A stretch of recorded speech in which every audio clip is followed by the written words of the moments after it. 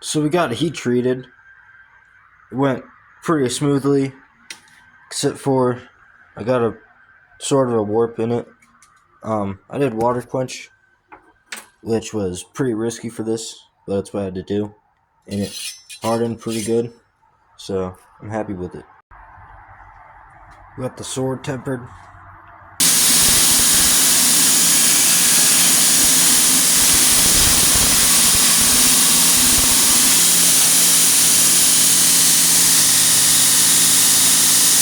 So I'm grinding the sides clean, and it's starting to, the warp is starting to get fixed out just by grinding it. So hopefully I won't have to straighten it